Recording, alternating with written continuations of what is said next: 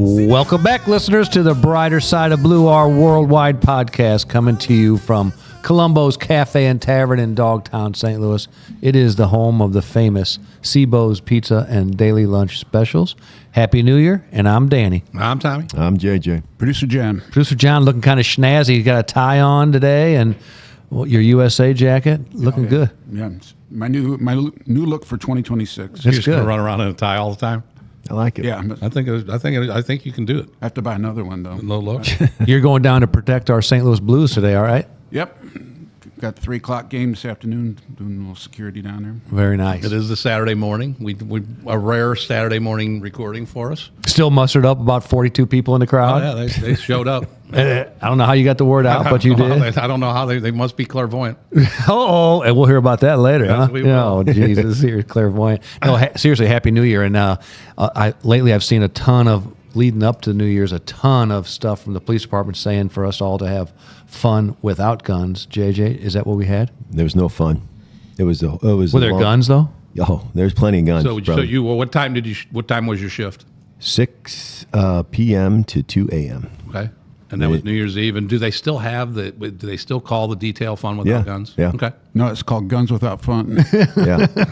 And so they gave my unit a break. They did last year too. They put us on the south side to give us a little bit of a break. But I got a video I took about 23 seconds worth. It was for 35 minutes. 35 minutes. It went from midnight to about 12:35, and we're sitting we went to the YMCA parking lot, and we're sitting there in their cars. We once this goes off, we don't drive. It's too dangerous to drive around. We heard shell casings hit the tin roof of the pool at the YMCA.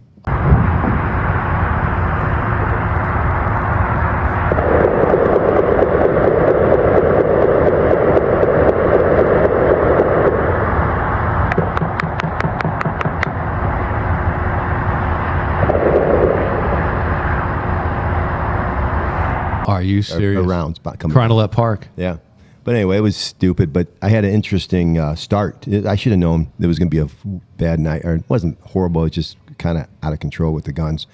I was going to get Chinese food at right there at Papa John's, and there's a Chinese place right next to it. Oh, yeah. China Graboy. King. Yeah. And then there's Loughborough and Graboy. Yeah. So the parking lot's little, it's filled with cars. So I pull in kind of, I don't even think, I'm not going to even have a spot. Where there's a spot right open in front of Papa John's. I mean, right in front. I pull in. I get out of the car. This kid's in front of it. He goes, "Hey, man, that's crazy. That gal just got her car stolen. Guy just jumped in her car and took her car." And I go, "What are you talking?" I go, "Where?" And I look, and this gal is beside herself. And she spoke only Spanish, and she didn't speak a lick of English. And she is beside herself, and she's got her phone, and she's on it, and she's walking around like crying hysterically. And I kept trying to realize, your car got stolen, but I didn't know. So she was just overly really freaking out. So finally got on the phone with her husband, who speaks somewhat English, and he kind of gave me the description of the car. It was a Volkswagen gray Jetta, and then so I put that out, and then I give the direction of travel and say it was just taken. And she's really she would sit down in the middle of the in the parking lot and I go, "Get up, you can't. You're all got all dark clothes." She don't understand the thing I'm saying, so I get her up and walk her to the sidewalk. I call for 2 cars to come. So they take it over. I go in and get my cashew chicken. I come back out. God forbid that get cold. No. I ordered it. And then she was still just really freaking out. And so he's looking at it, and the husband comes, and he's pretty calm, and they're trying to ping her phone. And so these officers got it. And so I said, "You guys are good." So as I drive away, another policeman calls out and said, "Hey, we got a Volkswagen Jetta next to Pepper's with a child inside." Oh, she forgot to. They never mentioned it. So I get on the air and I call for 123 and they said that's our vehicle's car. And so I have 123 call my cell phone. So he calls it. I said, did they have a baby in the car? And he goes, and I was just freaking out. He goes, "Yeah, but Lou, they never mentioned it. They never mentioned it in the 20 minutes we were there. It was 25 minutes we were there. And neither one of them ever mentioned it." And the husband comes up. I assume he thought she told us or got that word to us, but she didn't speak English. She never said a word about a baby. El Nino. But now you know why. I know now. That's why she was so freaking Yeah, exactly. out. But ended up getting the baby within 25 minutes. Any guys caught, or they abandoned it? We got fingerprints off it. They think are good fingerprints. So he went from whoever stole the car. It was two guys. So it was a carjacking? No, she walked into Papa John's. Okay.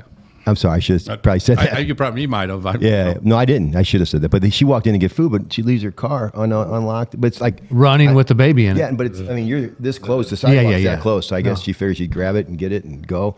She should have locked her car. And so, it all ended well. But I was like, holy cow. So you got fingerprints, you got the car back, you got the baby back, and you got your cashew chicken. This is a great story ending. That's it.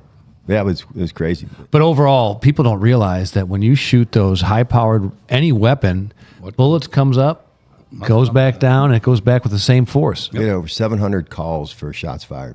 And that's not, I don't know why people even call in, because we can only do so much. Right. But it was just insane. And I don't understand the whole logic of why is that so cool? How'd that I have start? no idea. It's been going on forever, since in the late 90s. Without 90s. ever any, it's never let up. No. It's always that. But I don't understand, like in the 4th of July, it's fireworks. Right. And but for some reason, New Year's Eve, it's guns. I just want to know does that happen in other states too? Oh, I'm sure it does. Well, I mean, our fireworks are still prevalent out in Oakville. Yeah. I mean, there's a neighbor, I don't know exactly where he lives, but the stuff he puts on at midnight on New Year's Eve is pretty impressive. Yeah, He spent yeah. a lot of money on that. Yeah. That's better than, at least everybody can enjoy that. Producer John and I ran a business after we retired up in North St. Louis in a huge 100,000 square foot warehouse. Every year after the New Year's Eve, we'd have to bring a roofing company in and patch holes from bullets coming down. Really? And I mean, causing leaks and all that stuff. People just don't realize what happens with guns. When you shoot them in the air, I don't know. Nope. It's not right. Don't shoot guns and don't leave your babies in the car. Today's show, Tommy, we have we're opening up for Detective Tommy Carroll. Yeah, Tommy came in on Thursday, and we interviewed him, and we talked about the Kyunia Taylor case. And it goes back to 1996. It was a horrible incident. It was very, very well publicized back when we were, in that day. And she was 15 years old at the time, and she was on the school bus. And you'll hear the story later. But the school bus driver gets shot, as well as she gets killed. And then there's a story behind it on why and how it all happened and the investigation. And we had Tommy Carroll on, as we've done before. And like Tommy well points out, he wasn't the one that solved it or anything. But He was just a part of the puzzle. He was part of the investigative team, and he walks us through, what he remembers from that case. And it was nice. He did a nice job. And if you like that kind of stories, just look below, and like I always will mention is just look below, and you can go right to that timeline. And But then they'd miss us, so nobody really wanted to do that. But then you're going to miss a Shenanigans tremendous with conversation coming up. He was just a piece of the puzzle. The police department and the homicide division were under tremendous pressure to solve that case because it made national news. Somebody going on a school bus and killing a 15-year-old. So, and one of the things that we mentioned real quick during the interview, and we kind of brush over it, but when something like that happens, and 15-year-old pregnant girl gets killed, the police department gets put on high alert. Oh, yeah. And if you're in any kind of specialized unit, such as mobile, such as the Violent Crime Task Force was going at the time, all the detective bureaus, they will flood an area, and that happened in this case because I was in the Area 2 bureau at the time, and that was my area up in College Hill, and you couldn't walk up there without. And what happens is and that was a highly drug area, and the Hackney House was right in the middle of all that, and, which we've heard about before. But when those police when they hit those areas like that, and you put that pressure on them on all, because there's a lot of drug dealing going on out there. They want us out of there. They want you out, right? yeah. It significantly hampers their day-to-day activity. doggone right it does. And you can get information, and you'll hear on this one is that they had somebody come forth that said I did it when he didn't do it. And I'm wondering if and we didn't say, they never knew why the guy.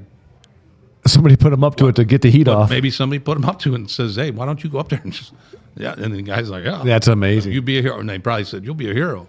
Yeah. And they determined that it wasn't him. But No, when you shut a neighborhood down, police presence shuts it down. Word from our sponsors. Looking for a place to unwind, celebrate, or just pull up a seat with a good company and a fine cigar? Head to Riverman Cigar Company, located at 8984 Watson Road. They're not just a cigar shop. They're a premium lounge where craftsmanship meets chill.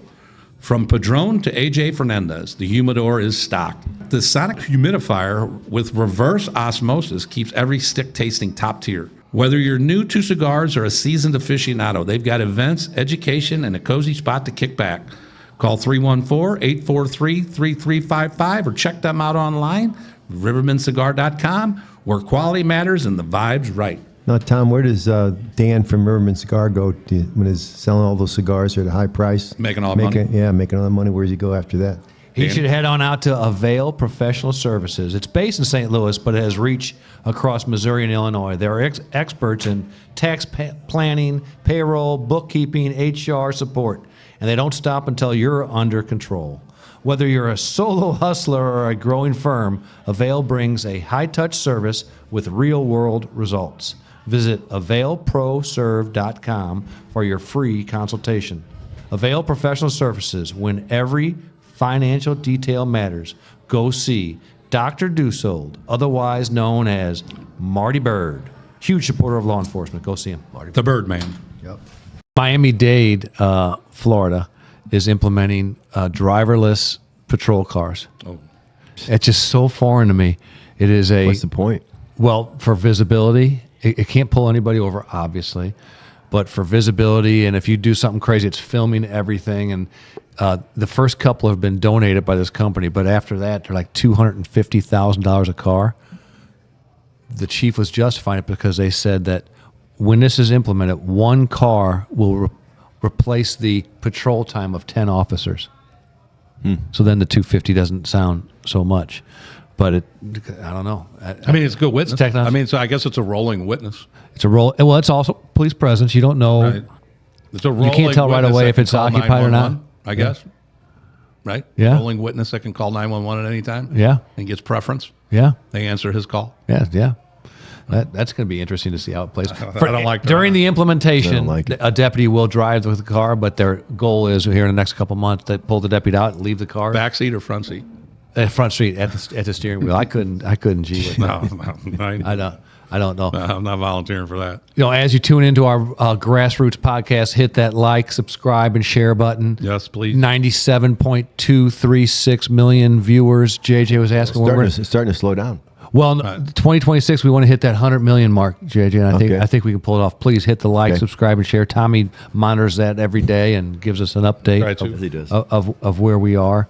Hey, Tommy, I want to get to you because I had the Which one? your hobby dogging thing. I know it was last show, but now it's catching fire, and you're getting some comment. What was the funny comment you said? Somebody said I went and checked out hobby horsing, and he says, unfortunately, America's in trouble. It's not in America. All right, he said the world's in The trouble, world's in trouble. which is There we are in trouble. That video is just hilarious. These people are Jumping around. dead serious. they love it. Like the crowds for the hobby horsing is unreal in the video. Right. And they were packed. Yeah, no. But I am not- the one video that I put with the short where the guy does it, he's a little too heavy to be the athletic. But them gals that do it, Yeah, they got hops. Yeah, they do. They can get up. Pretty athletic. They have to keep that thing between their. They're so serious. They're holding a fake dog on a leash, and they were so dead That's really, serious. that's even Well, what dumber I than- didn't put on there is that there's also spoof videos out there of like there'll be a big fat guy with the thing, and he runs over, like instead of jumping over the hurdles, he just runs right through them. Yeah, good. That would be me. That needs to happen. That needs to happen. funny. Yeah, JJ, the riots over in Germany and England. Yeah, that's sadly they took all the videos down. Why? So explain, as a professional, you're a professional riot guy, Right. you know, from Well, Ferguson days. I just say I prefer the German way. They don't take no grief whatsoever. So they the videos of these guys are just what It's are the out- German it's- coppers doing? Oh man, they charge people with their shields. They run them in the ground. They if you get in their way, they'll punch anybody. I mean, it's wild. So you would say that they were somewhat Aggressive? Aggressive. Oh, yeah. In Germany. They ain't taking no shit, In Germany. dude. And you do not protest in Germany. It's amazing how long they're protesting. If you're going and you're going to get to the front line of that protest, you're going to get your ass whipped. But then there was the other ones that you were London. seeing in London. They- wasn't going so well. Oh, they just stand there in their yellow shirts, whatever. Look, and they try to do a skirmish line, the whole the street, but they have nothing. They have nothing on, and all of a sudden they start getting charged. They're charging the police, Right. and they keep retreating. And it's so pathetic. And that They was try to look tough, but then they're like ducking stuff and ducking their heads and running away. They ran away. It was so embarrassing. But And- they regrouped, haven't Right. they? No. Well, yeah, they've changed. I think, but you can't really get the videos anymore. They took all the violent ones down from Germany, and then there was spoofs with Germany. They said, "Here's German how they handled protests, and here's how London." And it's like night and day. But now my brother was over the house. We were having a beer in my basement a couple days ago, and we were trying desperately to find some of the videos. He's like, "Holy crap, they did take them all down." He went through because he was sending them to me. He went through his text messages, and he goes, "I can't open them either. They won't let you open them anymore." London sounds like they were like there's a trend going around now where in these TikToks or whatever social media is, the guy will flinch at his Yeah, girlfriend or his I wife. saw that, yeah. And the girlfriend or wife just punches him right in the face.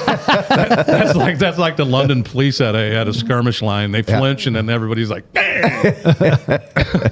Hey, producer John, give us an update. Can you get that video? Yeah, to get that Yeah, video. You can see him on TikTok. Within the last 12 hours, like Tommy said, we're on a Saturday morning taping, and this will come out Monday after the New Year. But United States made an aggressive drug move last night, right? Yeah, the special forces went in and extracted Nicolas Maduro, the president of Venezuela. The old FAFO. After all the warnings. He's the legal president. He wasn't. He took it over. He didn't win the election there. Yeah, he inserted himself as president, basically. And the vice president, who presumably is in charge now, is appointed by him. Nobody voted for that person either. Right. But it was a precision strike in the heart of Caracas. They went in. No U.S. Service people were killed. One helicopter got hit by a round, but it was able to keep flying. But they've been practicing this extraction apparently for months, at remote locations. And Maduro and his wife were sleeping. They've both been indicted up in the Southern District of New York on narco-terrorism charges. And they were asleep, but they woke up in time, and they were trying to get in a door. They had a safe room with a big steel door on it, and they were just got to the door apparently, according to reports, and our guys and gals were able to grab them, and they scooped them out. They put them on a helicopter, took them to a ship, and It's on his way here. yeah, they have a court appearance Monday. Oh, my God. Yeah. I will say that our military, some bad motherfuckers. No one was killed. Nobody was hurt. And This happened in like 2 or 3 hours. They were in and out, gone. you just take a president of a country and his wife, and you're out in 3 hours. Let's not call him the president of a country. No, he Fake- was fake ass. This He is was a bad narco-terrorist. That's a Right. bad dude. Yeah, he's a bad dude. Yeah. If anybody has a problem with it, I think that was a wrong move. Just go on and watch the series Jack Ryan. It sums up that whole country and what's going on, exactly what was going on. Really? Yes, it's a good series, but it is just he was out. They have all kinds of resources, and they're all poor because of him. He's this dictator that. Yeah. I mean, he's a horrible person, and people are gonna feel bad for him. Come Well, he on. also floods our country with fentanyl and Right, cocaine. 100%. And, Yeah, or go watch a special on how many people die every year. Right. On, Yeah. on I heroin bet you overdose everybody and everything else. that all of us know someone that OD'd 100%. and died. 100%. Well, hell, like I said, within 100, we have 120 years of law enforcement experience right here at this table. And how many overdoses over the years have we seen with that stuff? And finally, we're going to do something to, I will say curtail it. that there's been a lot of talk over the years about war on drugs and getting rid of drugs, and no matter what you think of Donald Trump, he for some reason he absolutely disdains drug dealers, cartels. Yeah. I mean, And he's doing everything. He's put our government to work. It was a bold on move. eradicating the drug It was a problem. bold Well, he's move. no different than the cartels, the guys that El Chapo and all them. He was just like them. He was them. Yeah, he I was. mean, But and people don't understand that. They knew they needed to go to jail. They controlled a lot of the world's energy too, with all their oil reserves. And before they became a communist country, that it was one of the most richest countries Right. in the world, and it went overnight. It turned to crap because Right. Hopefully they can turn that around. Yeah, I really hope they do. And it's just shout out to our military. Can you believe the sack it takes to get in there in a country? And 2 hours is, in and out. That's We're awesome. out of here. You'd have But you to- know what I saw the other day, Danny? I think you guys and I think you guys will all enjoy the thought process through this. Is that Barstool is one of my favorite, sites to go to and visit. And they talk sports. They're kind of like us, but they talk sports and we talk police shit. We talk everything, but they like to have with a fun tilt and towards law they enforcement. like to have fun and all that silly shit. So one of the questions they posed to their panel, I thought would be fun to discuss. And it was 1,000 grapes in a bowl. 1,000 grapes in a bowl. I love grapes. One of them is poisonous. You'll die within 4 hours. For every grape you eat, you get $100,000. How many grapes you eating? Are you eating? Now, we'll start with you. Well, he needs the one to be red though, and all the other ones to be green. I think you should sprinkle in like 5 to 10 red ones. And do you take them, or you're like, yeah, absolutely. It's another what mind would be game. the mentality. Yeah, that's a bigger mind game. It is. bigger. So I think one would, like Danny said, though, one would really fuck you up. It would. I wouldn't take it. I think Why you would take the one to get That's like 100,000 quit. it's like playing rock paper scissors. Right. You always try to think what they're going to say. Yeah. And you kind of try to read what they're going to do. That's just the same way. They're just fucking with you with that one red grape. There's no fucking way I'm eating that red grape when I got 1,000 green ones to do. How dumb would you feel? I would eat it, but how dumb would you feel if that was the one? They're like, Right. well, dude, we don't even know what to do. But We your thought couldn't have made it process more is- obvious. You know what I do with it? You know what I do with it? I'd pick it up and I'd throw it across the room. The red Right. The red grape. Just so you didn't eat All that right, one, so you okay. didn't have to look at it. No? So you're removing the temptation of the red Hey, grape. right off Okay. the bat? And then how It many just green kinda ones you're pisses gonna me eat then? Not one. You're not eating any? I don't think so. I know my luck. I'll dig deep and grab the one that like knocks me out. I mean, if you're happy with where you're at. Yeah, it depends. Yeah. If that was had a death sentence, like I had some illness. If you decided to eat them, would you eat them one at a time or just pound down That's a good 20 question. and just hold on? You don't die until 4 hours, so I would eat them one at a time and just enjoy the grapes, and then hope I make it through the 4 hours. But I think I'd count out like 5, and then just That's- throw them all. Just eat them. Like, 500K. And then just wait for those 4 hours. that'd be the Yeah, most you're Just just by important. watching. eating, you might die of anxiety within the 4 How many hours. would you eat? I really wouldn't eat any. You know? Hey, your life ain't that great. Yeah, if I'm you, I'm chowing. If I'm you, I'm eating so many grapes. I kind of live life just like that. I'm like I live life as a bowl of 1,000 grapes and one of them's poisonous. Because that's the day to day, dude. It is. It's just life is day to day. So how many you live eating? life fullest? I try to get at least. Don't you think 5 would be safe? $500,000. Yeah, okay. $500,000. Now, I mean, you'd be nervous. would you dig way down to the bottom and pull one out, thinking that? I don't know. I'd be so nervous. We talk tough. Producer John, how many are you eating? 25 or 30. Your life really isn't that great. Though. Your kids will be taken care of. I'm the oldest one here. I might as well go for it. Yeah. There is the age 2.5. factor, though. Yeah, And it then, also, if I eat 10 and I get $1 million and I die, I think one of the factors would be, does my family get? Yeah. So Obviously, if my family got that money, I'm definitely in. you're eating. Yeah. Oh, you're good. You're a good man. Yeah. I mean, I'm not going for 20 million. I'll go for a quick meal. I'd like to think that Connie would not be over there going, eat them. I think she's gonna say no. Connie would probably. I don't know. Go for What's it- 20. Hey, what If are my the- kids you're- knew that they were beneficiaries, Would they then they might encourage be it? rooting around. One more, Dad. One more. You can do it. $5 million, Dad. Hey, You you're can do a it. math guy. What are the odds Oh, of 10? 1 in 10,000. 10,000? no, 1 in No, 1,000. 1 in 1,000. 1 in 1,000. I don't seem that. That's pretty risky. Point 10's definitely zero- risky, dude. 0.000. No, but 01? No, so we just said there's 1,000 grapes and there's one that's nasty, and he just asked what the odds are. Right, that's what I said. It's That's what 1 I in said. 1,000. But no, I'm saying if you ate 10. But I think he needed to put the decimals in there, so it's 0.0001. I'm saying, but your odds go down if you ate 10. I mean, you're going to be. Be 0. Oh, yeah. 0.001. It's whatever's remaining. So if it's 990, Let's move on. okay, I'm sorry. Yeah. We'll move on. Subjecting the audience to our math is not Is- fair. is- is- it's just One in not a fair. thousand. But those odds don't seem that great. No, it'd be bad. Producer John, sound check. I'm good. Are you sitting on over there musings at the microphone with Producer John? Yeah, first of all, I want to thank our friend Cece for these sharp Oh yeah, our USA USA. She's a proud citizen and proud supporter of law enforcement in the show. Yeah, one of our biggest fans, and She's like our big sister. she's our big sister. Queen of downtown. Yep. So thank you, Cece, for everything, for all your support. And this isn't the first time she sent us a gift bag, so No. we were very appreciative.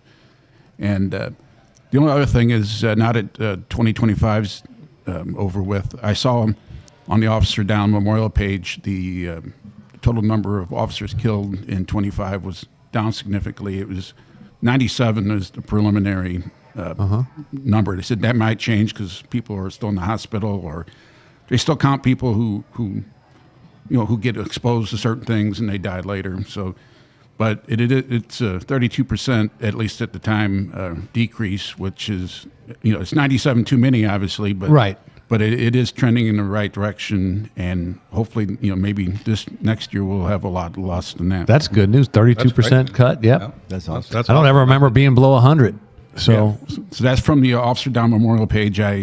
We usually don't fact check, but something that important, I don't want to think. No. think we're making those numbers up. no, good. I appreciate that. Well done. And our thoughts and prayers with the families of that. And that's what we're all about.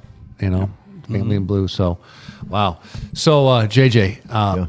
Yeah, this day in history. Okay, I think this is one of the most impactful days in history I've ever come up with because all the things it entailed. We'll be the judge of that. Okay, good call. Henry Ford. We know that he started the assembly line in early 1900s. Well, in 1914, they had a huge problem with training and turnover because working on the assembly line was monotonous, tedious, hard labor, and for $2.34 a day was the going wage back then. So he had a 380% turnaround with employees. He had to hire 52,000 employees just to keep 14,000 workers. So he comes up with an idea. He says, I'm going to double the wage to $5. The second $2.60 was profit share, though, so you had to live up to a whole book of criteria in order to get your share of the profit share. So there was a list of, when you say list of criteria, explain Well, what really, that would and be. I like you and I talked about it, and this is accredited as forming the middle class. And so Ford, all they did was they provided their workers a 41-page pamphlet. Ooh. And really what it outlined is what it meant to be a good citizen and a successful citizen, and what they actually hired like 200 inspectors that actually monitored those workers to make sure that they were the list was like So it was 41 pages of expectations. expectations. Okay. But when you look at it in total, all it is like normal middle class people would do that, like brush your teeth after meals, bathe every day, and Don't cheat on your wife. don't drink, don't gamble, don't Right. and even down to the detail that they expected you to have a bank account and save money. Okay. With money wise, you said $5 a day. All right, right? Yeah. What's that comparable? I guess you didn't do that. $165 a day. So that's comparable nowadays. But you also got to realize that there was a whole lot of things going on where you spent a lot of money back then. That's a lot of money. Yeah, that was a lot of money. Right. Well, it was so much money that, so I told you that he had a hard time, 368% turnover in a year. Well, when he announced this thing, there was 10,000 eligible men went to the Detroit Ford factory, and it got to be riotous. The fire department had to come in and actually hose them down because they wanted to get this action. So it was like the Black Friday. Yeah. They wanted to come in and get hired. All right. And it was only for, listen to this, it was only for men above the age of 22 who were supporting a family. If you were above 22 but didn't have a family, then you had to prove a virtuous life along with the middle class, whatever. And I came up with from that day, an actual inspection of a family that was working for the Henry Ford. Okay. And the inspectors went, and this guy was from Poland, Anton Novak. And so after the inspection, financial status, employee has no bank account and keeps savings in a coffee tin, sends $5 a month to his parents in Poland, poor. rating was poor. Wow. Home conditions. Home is clean. However, the family currently hosts 2 boarders to help pay the rent. Poor. So that's hoarding was a no-no. Yeah, because they don't want the middle class hoarding people, and they just frown upon it. Cannot speak English and has not yet applied for the Ford English School. So if you get hired by Ford and you can't speak English, they pay for you to go to Ford School. Wow. So anyway, poor Anton Novak flunked, so he didn't get his extra $2.34 an hour for 6 months. He was on probation until he could prove that those borders are gone. He enrolled in English school.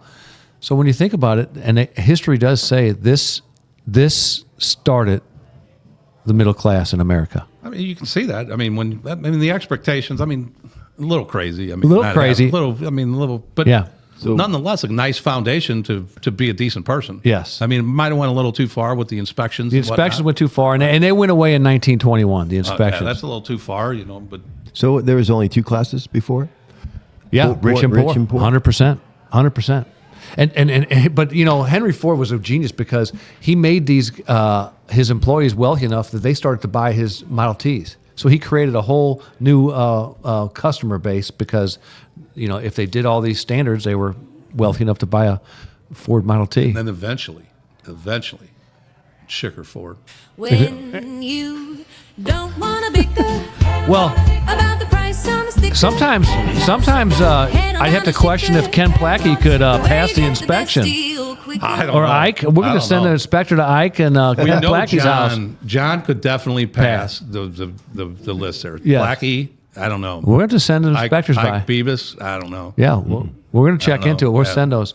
But I'm talking about IAD. They have their own internal affairs division. They went and unannounced checks show up and ask you how often you brush your teeth, how often you bathe, what are these people doing in the house, get them out, or you flunk.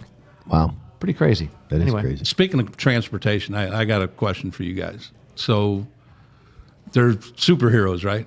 Yeah. So if you could, for some reason you became a superhero. All superheroes have a couple things. They have a method of transportation. You think of Wonder Woman had the invisible train, or Knight Rider had Kit. Yeah. and then superheroes also have some kind of a power. And then they specialize in certain crimes. If you were a superhero, what would your transportation be, JJ? It'd be an armored SUV with all the perks. So everything. you just take the SWAT car, the Bear. That would be No, it'd be fast. Ugly. No, it'd be fast. It'd look like a Explorer or I something. think you kind of look kind of douchey driving around the SWAT truck as your regular car. Yes. No. In a Superman mode. Superhero they mode. could turn into and it'd be like. So you want to be a transformer? Yes. So you just want to drive around in your regular car and then make it a transformer? You asked. All this. right. What's your superpower? Well, I don't really know what my superpower is, but I know what Danny's should be. Oh, here we go. You're just going right to Danny. Yes. But I was thinking he'd be like Stretch Armstrong. No, you're close. He could go around the corner with his he'd be neck. able to extend his neck to the second floor and look in the windows and shit. He's not too far off now. Danny, what's going on the second floor? And then his neck retracts. And then he comes back to you and starts talking to you. Yeah. I didn't even realize. It's 2 people one in the left room, one in the right room. That's beautiful. That's mean as hell, JJ. Hey, you deserve it, man. I do. I had that coming. Oh my God. Mine would be a pontoon boat. What crimes you solved? Fishing. Fishing, You're just illegal fishing, conservation. Yeah. You're just going to roll around? And I'd like to fly, not stretch my neck. I'd like to actually fly. So you just said a pontoon. You can't have a pontoon boat and fly. Fly, yeah, land, it's a home base. A helicopter. My superpower is flying. Your superpower. My transportation is a pontoon boat. So you fly onto the pontoon Exactly, boat. on and drive off. Around. What's yours? I think I would be clairvoyant. Cheech and Chong's I'd be car. clairvoyant Clairvoyant. to where I could. You kind of. What am I sit thinking around. about you right now? Well, you're probably thinking that I'm a really, really good dude. Yeah, you're a good dude. And then what you know what I'm thinking about you. I'll see if you're. Let's see how clairvoyant you are. And I'm if a you're douche. I'm thinking you're a douche. You're extremely clairvoyant. So maybe that's your superpower too. I don't know what I did to deserve all this today. You're clairvoyant with a stretch neck. JJ. Producer John. I'm going to be a hobby horse mounted officer. That's good.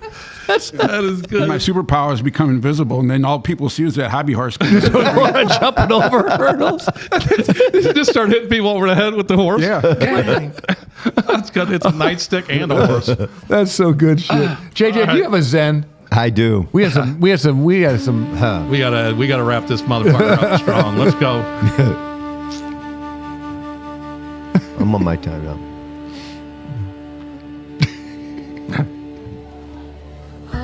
Oh, hail JJ, don't quit JJ. Here's to a long life and a merry one, a quick death and an easy one, a pretty girl and an honest one, a cold beer and another one. Oh hell no! That is starting off 2026 strong. He set the bar and whipping high. shit on me about my Chopper to This is copper. a new JJ. Chopper Copper gave you that. That's Oh, you know very what though? good. I want to say something.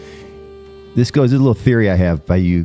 You guys had a conspiracy against me because when while back, How's this? maybe a year ago, I started doing Zens or whatever it was, and I'd send John. I think it happened 2 times. I'd send him and he'd put it on the screen. I could just read it. Right. And all of a sudden, John's like, he gave me some reason why he couldn't do it. And I'm thinking, no big deal. It's never been offered to me again because you no good bastards.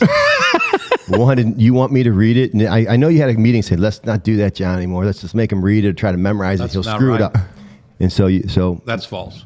I don't believe It's not it. his fault. I mean, but I knew you'd deny it. what but- kind of people do you think we are to expect you to be able to read? All right, John, next week we're going to put my Zen up on They it. didn't even. We're getting a cue card girl. We don't even ask you to reread it. Anymore? No, that was such a damn That was good one. good. That was and very. then the music. We can't really mess around with the music playing. No, that was very good.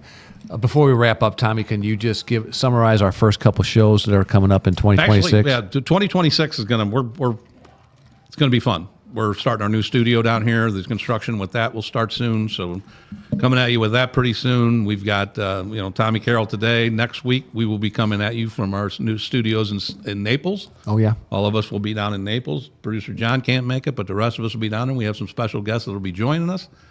And then when we get back, we will. And when our show out there, we did a recent pilot for a communications company here that enjoyed what we were doing. So we sat down in their studios and we cut a show, and it was kind of a look back on how this started, some of our favorite shows. And so they put that together, and we're going to release that next week. So we're going to open up from Naples, and we'll release that. And then the week after that, we have John Hessel, who is the former city attorney for Kirkwood, and he is going to walk us through the Cookie Thornton courtroom shooting that happened. I'm not exactly, I think it was 2006. I don't know the exact date, but he'll know all the information. John was in the room at the time of the incident. That's crazy. And has a very vivid memory of how this all went down. That was And, one crazy Oh my God. story. And then the week after that, I was we on have the week after that, we will have Bob McCullough in, a former prosecuting attorney for the St. Louis County, and we will talk about the Michael Brown investigation from start to finish, From the prosecutor's perspective. and how it all went down. We'll talk about that, and then Bob had 42 years in the business, so he's got some other stories, and hopefully that'll be his first visit. Right. Yeah. He's got a ton. First of many. He's got so many stories, and instead of trying to cover all these stories, and so many of these people that come on have just so many stories, it's hard to sit them down for 45 minutes and get all of them. And that's why we have repeat guests. But 2026 is going to start out strong. We got the new studio, and then we've got some new show features coming up that we're in the midst of getting together. One of them will be including honoring a fallen hero every week. Beautiful. So that'll be, when I say them, it's not going to be fun, but it's going to be Appropriate. because that's what we want to do is remember heroes and let their legacies live on, and maybe talk to some of their family members and talk about how Backstoppers and several other foundations that support fallen officers such as the St. Louis Heroes Network and get with some of these guys and have them tell stories of how they help these families and the legacies live on with these fallen heroes. Beautiful. So that'll be coming up. Enjoy the interview with Tommy Carroll. Happy New Year. Peace. Peace. Time for a quick word from our sponsors. Remember, listeners, you can go buy a Ford from many places, but when you buy it from Schicker Ford of St. Louis, you get a car and a family. The service after the sale is second to none. They've been huge supporters of law enforcement for over 60 years. You get the same treatment if you visit Schicker Jeep Chrysler Dodge in Washington, Missouri. So, When you don't want to bicker about the price on the sticker, head on down to Schicker, where you get the best deal quicker. Now, where the heck do you bring that car when you first get it? What I would do is you got to unwind afterwards. And whenever you want to unwind after a shift, buying a car, or just a good night out, you head to Colombo's Café and Tavern in Dogtown, St. Louis, where craft brews are on tap. Solid pub grub, a vibe that says real people, real stories near the heart of St. Louis. Bring your squad or just bring your appetite. Located on Manchester in historic Dogtown, Colombo's is where community roots meet good times. Visit colombosstl.com or drop in tonight. Tell them the brighter side of blue sent you. Colombo's, for people who work hard and play harder. welcome back to the brighter side of blue. And as promised, retired detective from the Homicide Division of the St. Louis Police Department, Tommy Carroll. Welcome. Hello. Welcome back.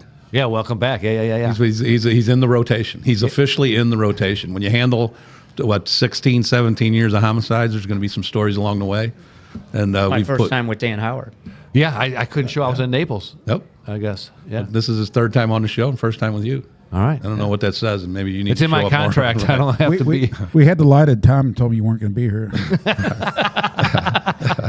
Yeah, did you see the look of disappointment on my face? Yeah. when I Oh, got He's back? like, here. oh, no. He's here. Howard's here? We're going to talk about kind of a interesting case that rocked St. Louis, and it turned out to be your second week in the Homicide Division and your second case handled. Kyunia Taylor. Right. Yeah. Yeah, so 15-year-old student at Beaumont High School that she was 6 months pregnant and she was shot on the school bus. And you're going to tell us about how it went about the investigation and what you saw when you pulled up on that day at the school bus. But pretty emotional case. No, and everybody that is of our era will remember that. It was especially that was on the police department at the time. At the time, I was in the area 2 bureau, which is we had that area, and College Hill was my area. So everybody was, it was shocking. Put it that way. It was very sad, and so we're just gonna get into that with Tommy, and then Tommy and he worked with Joe Nickerson on that case. Yep. And being two weeks in, Tom just sat back and learned. He said, that's where he learned a lot. Right off the bat with that case. Tell us a little bit about that, just how it was assigned to you. And I know Lieutenant Henderson was the lieutenant at the time. Yeah, it was assigned to a lot of people. Let's be Right. clear. It was not my case. It was, Roy Douglas, Joe Wright, Gary Stidham, Clyde Bailey. I mean, all the guys were. Right.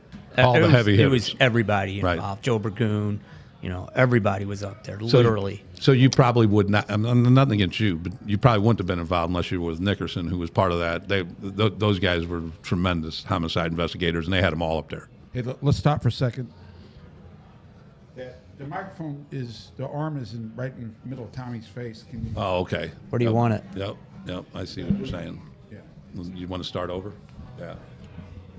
Are we just pick back up? can just- Or you can put it on this side. Put the whole arm on that. There you go. That's it. How's that, Johnny? A million times better. Okay. So where were we? You were just finishing up a question. We probably a good chance to cut it. Just clap. So, Oh, yeah. right. Oh, and I'll just say, Tommy, you mentioned a lot of people that you were down in homicide with, and one of them being Joe Nickerson. You being a Right. young guy, you probably got in that mix because of being involved with one of the veterans, wouldn't you think? Well, when I first came down there, absolutely. Yeah. So he was, Nickerson was stuck with me, Yeah. a new guy. And you can, when you first go down to homicide, it's not like a big welcoming party for you. You know, you're on your own. You know, it's a tough environment, especially back then. And All old heads. old heads are exactly. And, Our legends, however you want. Yeah, well, Clyde the Glide, Bailey. I worked with him for years. But go ahead. Great people, you Silky. know. Yes. It's like anything, you don't appreciate them at the moment, but reflecting back, you know, you're Right. like, wow. Did you great. get a hat right away? I did not. Did you ever get a hat? I did not. Hondo made me get a hat. He said lit up, which I had no idea what that meant, and I figured out lit up. So I wore a Bud Ice hockey baseball cap the next day, You want baseball That's cap? not what. baseball That's cap. not what Hondo meant. and that's not what Hondo meant. You either had to go with the flat fedora, the Irish look, Yeah. or the nice brim. The brim. Yeah, the brim. Brim hat. Yeah. Joe Just Wright, so you Joe know- Wright and Roy Douglas had the Irish caps. And What was the name of the place down on Washington? Everybody? B hat. No, it was, Jeff would Get know your right own off hat. the Oh, bat. I remember Yeah. looking at one. And we were searching a house. Levine's? Yes, Levine. Yes. Yeah. Levine Hat Company. Yeah, on Levine's. Locust, I think it was. Yeah. I was searching a closet one time, and there was a nice hat in there, and I looked at, you look, see if there's anything in it. It just says, "This is a sweet ass hat that you own at Levine." Yeah. All right. Tell us how the call came in and tell us what went down. Yeah. What went down. So if I remember right, it was still around 7 in the morning. I don't know exactly what time, but it was before we were, because we always would roll into the office, and then we had roll call, we had to show up, but none of that happened this morning. We were directed straight up to Linton and what was it, Linton College? Mm-hmm. Linton College, and for the scene of a shooting, one wounded, two going to the hospital. We later learned that one of the students on the bus was shot and killed. Bus driver was in surgery. He was probably going to make it.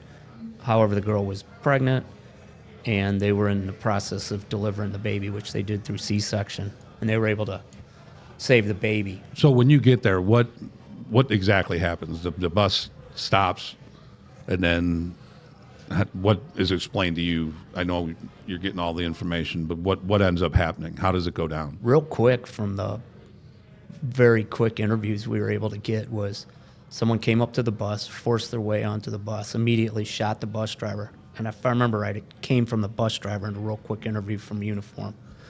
And then, obviously, the girl was shot, and then the lone shooter ran off. So that's all we had. That and the bus stopped in the middle of college, and that was it.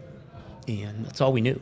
So who was your first interviews that you remember? Did you guys get to talk to the parents right away, or you remember? No, I didn't talk. Nickerson and I believe we started handling the scene and canvassing the area just around there. Like all you guys, all the 5th District Detective Bureau was up there, uniform was up there. The scene was a mile long, and we just spread out and started looking for people. And there's not a lot. Honestly, there's not a lot. It sounds all chaotic and people are running everywhere. However, there's not a lot there. Right. You've got 2 shot people. You got some shell casing. You have a bus. There's no surveillance cameras at this place. It's to paint a picture of college and Linton. Is it? Yeah, it's a lot of tore down houses, a lot of vacant houses, a lot of vacant lots. It's not. It was College Park area. College Park. Hill. I'm sorry, College Hill area. A lot of drug dealing, a lot of gang activity. Right. I mean, there's Abandoned houses. yes, it's but that's just to paint that picture. Yes. Yeah, it's and it's not 7 in the morning. It was very early in the morning. If I'm not, it was cold. February 29th. February. Right. Yeah. And Were there other students on the bus? Yeah, there were. Other students on the bus. so were they on the bus? How long does it take you to get there? Oh, man. We immediately, we were probably there within 15, 20 minutes. Okay. Yeah, there was other students. I don't recall how many. Yep. We didn't interview them. They were being brought down. But then, you have to be careful because they're juveniles. You got to course. get the parents. And, it was a very traumatic incident that They occurred right in witnessed. front of They them. witnessed. Yeah.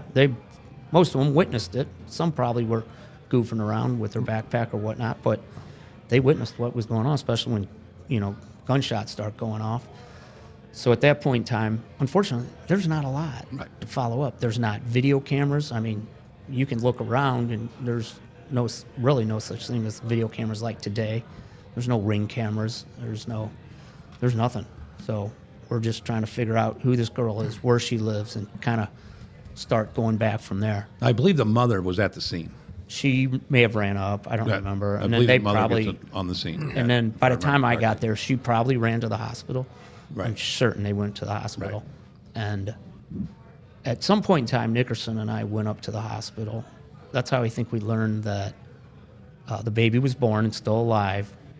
And from there, I'm telling you, there was a lot of stuff. Obviously, we weren't just sitting and waiting for the phone to ring. We were doing a lot of work, but there wasn't a lot to go on at this point in time. Let me ask you a question because I can't get it out of my head.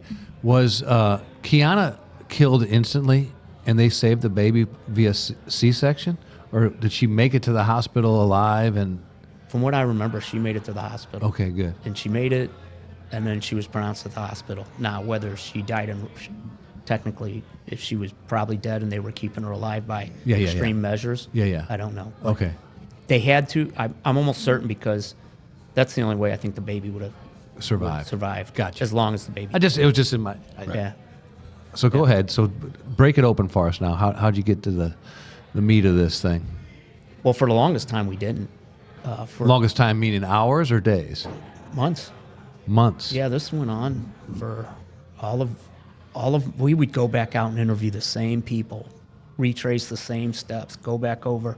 One thing we knew is here's what complicated the thing.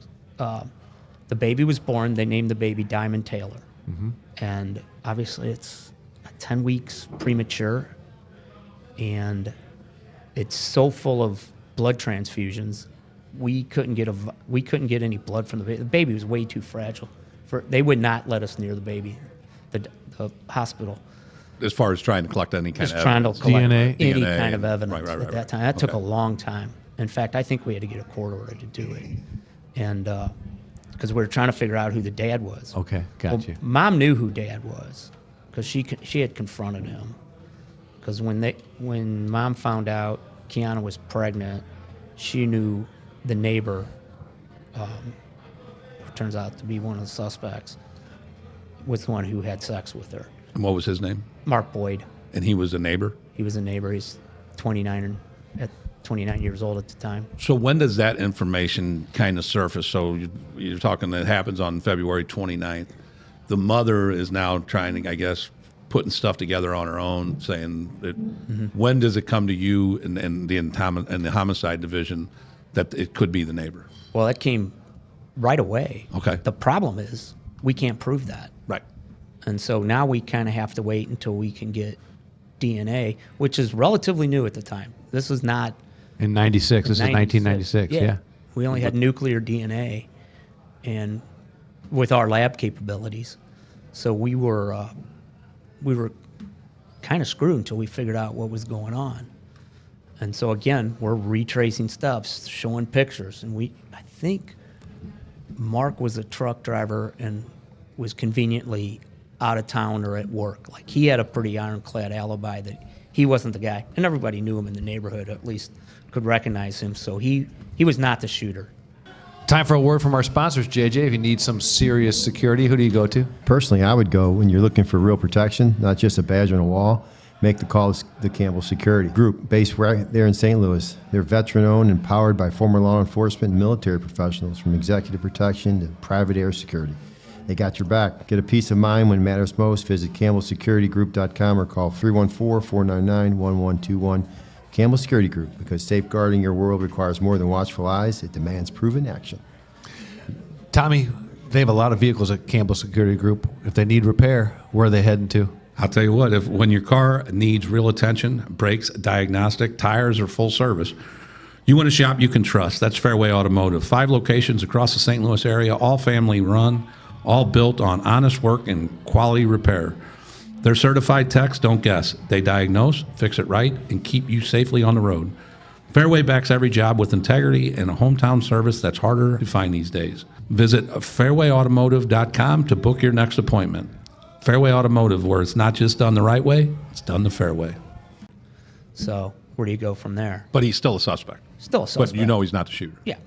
Okay. I think we had people following him. We were watching his every move, and I don't know if we got up on his phone.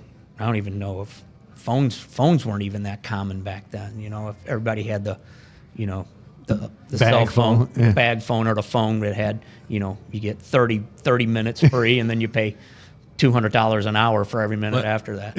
And I think the theory was then, we all knew the theory. The theory was coming from the mother. Homicide passed the theory to the people that ride the neighborhood. What was the theory? Is that he was possibly got somebody from the neighborhood to kill her. Okay. Okay. So now, when something like this happens and you get a theory like that, you're going to pound a neighborhood.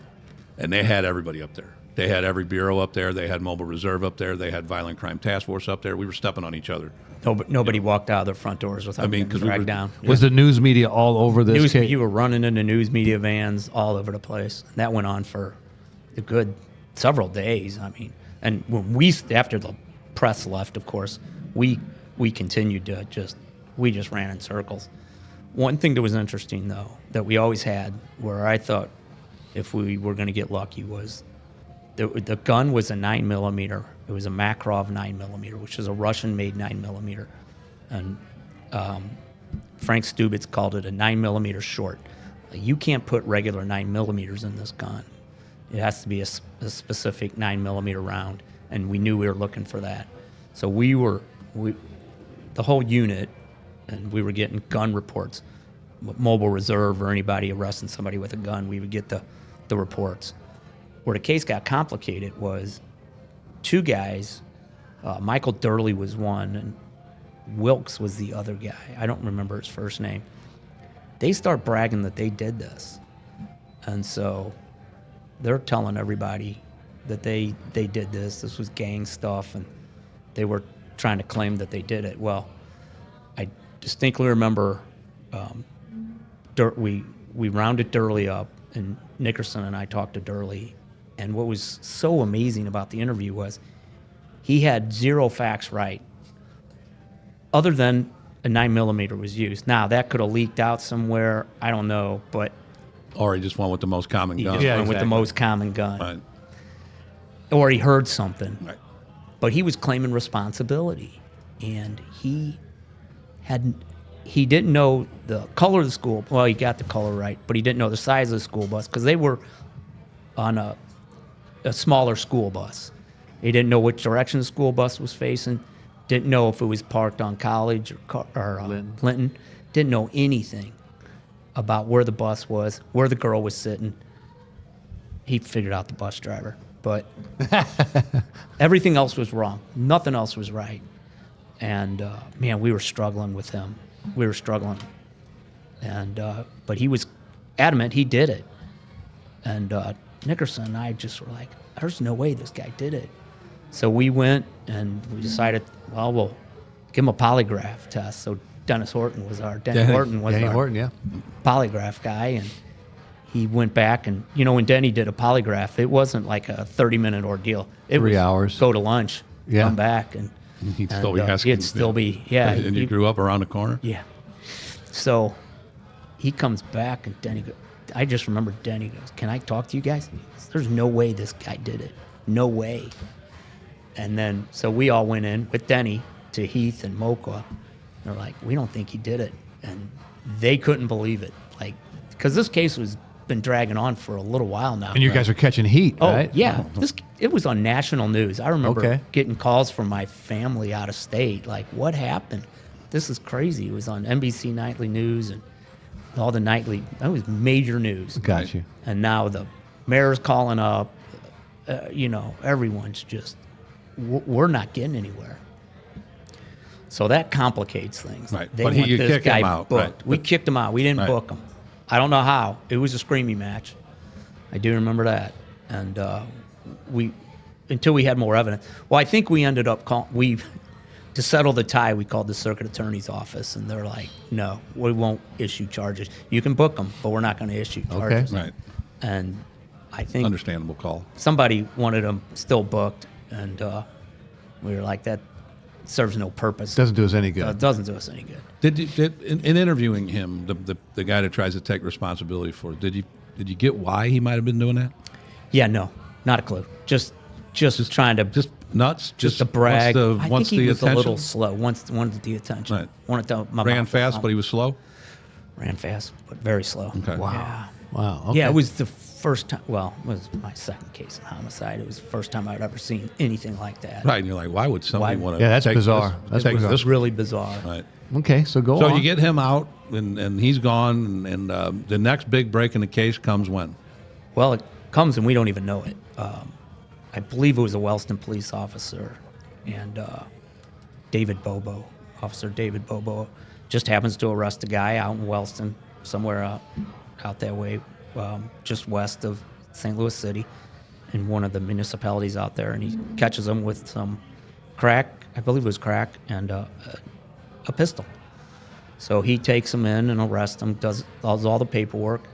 So their procedures are a little different than ours. So we have to take our guns and drugs down to the lab immediately, and then we apply for warrants. They don't have to do that. So he secures the gun and drugs in a safe, and when he gets around to it, or they take the evidence down to the At one county. time. They'll At one wait till time. the safe fills Yeah. up and then take it all down. Yeah. Okay. Even different cases. Gotcha. Exactly. So they do that, and firearms examiner George out in St. Louis County calls us and says, I got your gun. I know I got your gun. And so now we have a name. Malik Nettles was arrested with it. So needless to say, there's a big manhunt for Russian gun with the Markov 9mm. and those bullets, and Yep. he had it on him. He had it on him when he was arrested. He did not get rid of that gun. And so he gets arrested. And Who catches him? Do you remember? I don't remember who caught him. I remember Joe and I out in Wellston in a court. I remember stirring up a bunch of problems. Everybody was hunting. We were, again, mobile reserves out there. Everybody's out of their So jurisdiction. how long? Do you remember how long his name was out there before he gets caught? Like we're think- looking for Malik Nettles. How long does he last? I think he turns himself in with an attorney, Okay. if I remember right.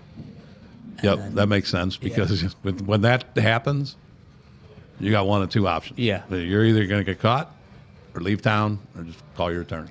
Yeah. Amazing he didn't Everybody leave was- town after getting caught with that weapon. He did not. Well, so if you remember, I know these are details do you remember how long what date he was arrested on compared to February 29th? What date does Nettles get arrested on by Wellston? Do you remember, or somewhere time frame? I want to say around April.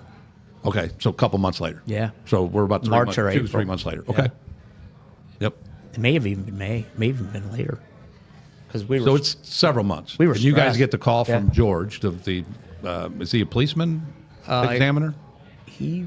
He's Sergeant Bob George's brother. You Yeah. know that, right? Is it? Yeah. Oh, okay. Yeah. Yeah. All right. He's a medical, not medical, Firearms examiner. examiner. Yeah. out Very there. cool. All right. Yeah. And he was very good. He was their Frank Stubitz. Okay. You know, the guy who could look at a gun and say, yeah, that's the gun. Or So yeah, him, that's not the I'm sure him and Stubitz were already on the lookout for a Russian Absolutely. Makarov Oh, since my God, yeah. since they're that rare. Yeah. I mean, they're that rare, right? I don't know how rare they are, but it's not a common gun. Like, Right, I right. never saw one after that. Right. Right. You know? So, so Malik comes in, and at some point in time, I don't know if it's through his attorney. I don't remember who interviewed him. So then we're able to tie in Mark Boyd, the money, the payments. How much was the money that? So anyway, we're fast forwarding to Mark Boyd hired Nettles to kill Kyunia Taylor. Kyunia Taylor because he made her pregnant, and that's how this went down. How much money did he pass on? He paid him $2,000 up front and $2,000 after the job was done. And what did he give? Did Boyd tell Nettles the reason he wanted her killed? Yeah, that's interesting because I always heard that he wanted, because she was supposedly special needs. Now, I never met her. I don't know anything about her, but he was worried she was going to deliver a baby that had special needs, and that he didn't want to be a father to some mentally retarded or handicapped child. And the mother had found that out too, correct? Somehow, Yeah. I think he might have even said it. Well, the mother. she confronted the mom. confronted him and said, for one thing, it's statutory rape. Yeah, I was going to say, He was she's 15 years old. He's 15 years 29. old. He was never charged with that, I think which blows my mind. mom and dad were Janetta and Tony Mills, and you said that they were just distraught over this. They were a mess. They were good, really good people living in a terrible neighborhood, trying to do the best they could for their daughter. Do you know why he wasn't charged with that, with statutory rape? I don't know officially if he wasn't, but I Okay. don't know the answer to that. Yeah. I never have seen charges for statutory rape, which blows my mind. Yeah, yeah. And I don't know if it's I don't know. And this went to trial, correct? It did. And did on both of them? Yeah, Or I believe. Yeah. Okay. Yeah. The And then- newspaper article said he was charged with statutory rape. Oh, he was. Okay, good. Well, I was always a big fan of loading up charges because you never know. Oh, yeah, Well, that's legit. That's an easy one. That's a It's a legit layup. charge. Yeah. Yeah. She was 14 when he got her pregnant. Okay. He was 15 when she was killed. Yeah. Yeah. And the baby, Diamond, lived 28 days or something, 23. 23 days. And then that sucked. You know, you just. Absolutely. Yeah, just- you get just- one, and then you. You know, this being your first case, I mean, was it something that's stuck with you, obviously, forever? When You know, see something like interestingly that? enough, no, because probably not the answer you were looking for, because it was solved and we know who did it and people were punished. The ones that stick with you are the ones that, you know, Jane Doe from Right. 1983. Interesting, You yeah. know, the cold cases are, or a horrific murder case that you did the scene on and you know who did it, or maybe you have no clue who did it, but you've never arrested anyone for it. You know, Right. those are the horrific. Well, if you think about it, if not for the policeman getting this Nettles Wellston, guy, yeah. you know, it doesn't, you don't. Doesn't this look case good. Is probably not going to get solved because obviously Boyd ain't coming in on himself. No, Right. no. Do you remember the sentences they received? Boyd only got 24 years, 23 years. 23 years for contracting out a murder of a Yeah. 15-year-old. But the shooter gets like three life terms. Two life terms. And it was a hung jury the first trial. They had to retry it. You know why? Because I'm positive because that Michael Durley and that Wilkes those confessions threw everything Oh, yeah. into just a logistical nightmare. And I think that Oh, really yeah. complicated the prosecution. And I forgot who the prosecutors were. They did a good job, but I saw Man. Joe Warzicki's name was in the. Joe Warzicki. Joe Warzicki. Well, that would lead the any defense. That's yeah. the first thing the defense team's going to go round up this guy that says he did it. You still want to admit that? Yeah, I told him I did it. And you know, I mean, Yeah, that's what really ended Wow. up kind of hurting the prosecution's case. That's probably a whole different episode with that. But, you know, like you guys were saying, if he doesn't get caught with that gun, I don't know if we ever are lucky enough, or if he gets rid of the gun. right. All Oh, he's yeah. got to do is chuck the gun in a creek and, you know, we're not going to find anything. I wonder if he knew that gun was that rare. He couldn't have thought because if you would have known that, you're like, if I get caught with this, it's the only gun around. Honestly, Stubitz and George were on it. It didn't matter what he could have used the most common gun. They were going to find it. Okay. Those guys were going to find it. I'm confident in that. Now, if he would have got rid of that gun, Right. if he tosses it in the river, if he Right. breaks it down and burns it, whatever the case may be, But if that gun got recovered, what you're saying is if it was a normal 9mm and got recovered in any situation between Frank and George, they would have found it. they would have found it. 100%. That they were that good. They were there. Yeah. Okay. Mind-boggling that Mark Boyd is out, a free man as we speak, and Nettles is where he should be. And the family's still suffering. the family's still suffering. Yeah, Sure. it's terrible. And like you said, the poor mother and father were distraught. I know that the portion that I had read in one of the articles in researching this is the mother made it to the scene, you know, before, Yeah, she lived right down the street. Yeah. before she got transferred to the hospital and was helping, you know, with compression and when the ambulance showed up. And you can just imagine that you just never get over something like that. And for a guy to only get 26 years for that, you know. So the news media, we've all been on for a long time on the job, and we remember those cases where the news media and the public attention the scrutiny was just so focused. So this never let up. And then after they were sentenced, did the news media, did the national news cover that? Do you remember or anything? I have no idea. I don't believe so. Yeah. No, they could have, but I usually they don't. But for the entire 3-month investigation, you guys were under the gun. Oh, yeah. It's definitely under a microscope. Yeah. You start to, like, every day you come in and you're like, we're going to do the same thing. Now, keep in mind, murders are picking up. You know, spring's coming. Yeah. Now, you got other cases coming down the pipe. You can't ignore those. You know, it was. I love the dynamics because you see it in cop shows and stuff. Like, so you have a guy that is saying, I did this, and he's given bad details. Right. He only gets one correct, the gun. And you guys were keen enough to see through it and say, no, you didn't do it. But I love the dynamics of somebody still wanting them booked. Somebody, you don't need to name any names, Right. but somebody still wanted them booked just to get the pressure, just to get there's been an arrest. Mm-hmm. There's been an arrest. Just to take a deep breath. And you guys were strong enough to say, that doesn't do us any good. We don't believe it's him, and you and Denny and the rest of the homicide guys. So that's a neat dynamic, though. Somebody was saying, book him. No, don't. Yeah. It doesn't do anything for us. Does us no good. It hurts us. Yeah. Well, and you see that so often throughout all of law enforcement, right? Where you get them blinders on, Yeah. and sometimes you take the easier path, which, you know, that's nothing against anybody. You know, that's sometimes when you think that guy did it, and sometimes you'll see facts differently than other people will see facts, or take statements differently than other people take statements, just because you want to solve that crime. Yeah. That's what you're hired I wonder to do. what questions Denny Horton was asking him. Probably the same questions you guys were asking about which direction the bus was and all that stuff. And every time he would answer it, Denny could probably tell that he was being deceptive. Yeah. Denny would he would go over the questions with us, but he would have a list of questions, 10 or 12. But he would always limit our questions. Did you shoot the girl? The heat-sinking questions to 2 or 3. He never wanted to put in 10 questions about the case. Everything else was superficial. It's the way he did it. I don't know. I kind of believed in Denny after that. He gives a baseline for whether you're lying or telling the truth, and then he hits you with the big question. Yeah. I'll never forget Denny coming back and just saying, he didn't do it. There's no way. And you guys already thought that. We were that's why we put him to polygraph. Like, Yeah. well, let's just see what happens. And then we were kind of running out of options. And then, you know, they want him booked. Of course they want him booked because he's confessing to it. And he has no real reason why he didn't do it. He's saying it's gang initiation. Just with him coming forward and confessing, even falsely, caused a hung jury.